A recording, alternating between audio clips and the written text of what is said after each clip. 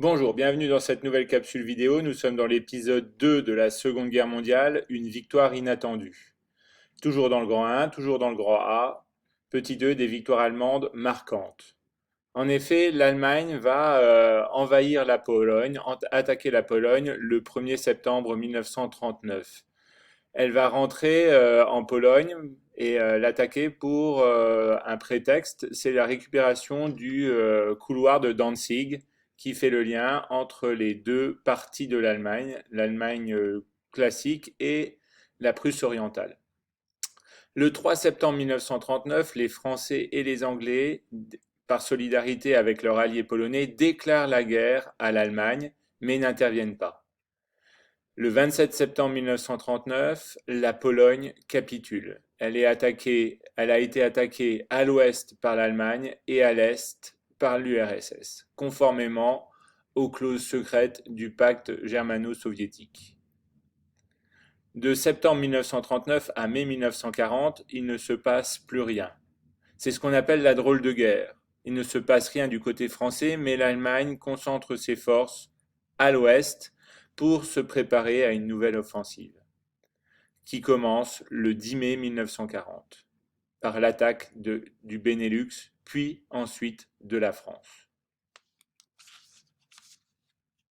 Conformément à un plan d'un général allemand, le plan Manstein, qui est le seul plan offensif conçu par le quartier général allemand et qui a le soutien d'Adolf Hitler. Ici, un schéma de la France, ici, qu'on voit ici, du Luxembourg, de l'Allemagne, des Pays-Bas, de la Belgique. On place la ligne Maginot, la ligne de fortification qui protège l'est de la France. Et donc en mai 1940, l'Allemagne attaque les Pays-Bas et la Belgique sous forme terrestre et aéroportée. Conformément à son plan, la France vient en aide avec ses armées qui sont massées dans le Nord-Pas-de-Calais à ses alliés belges et néerlandais.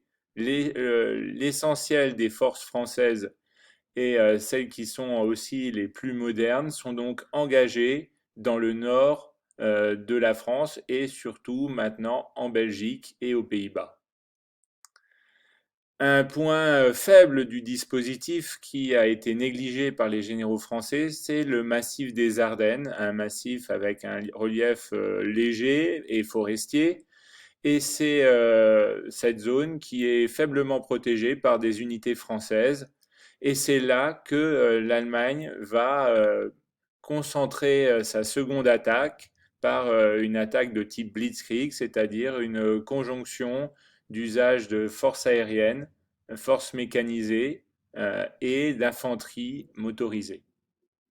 La percée est fulgurante, les unités françaises sont rapidement dépassées et les Allemands, au lieu de foncer sur Paris, la capitale, créent un mouvement d'encerclement, ce qu'on appellera un coup de fossile, qui va isoler le gros des forces françaises situées en Belgique et aux Pays-Bas du reste du pays, du reste de la France.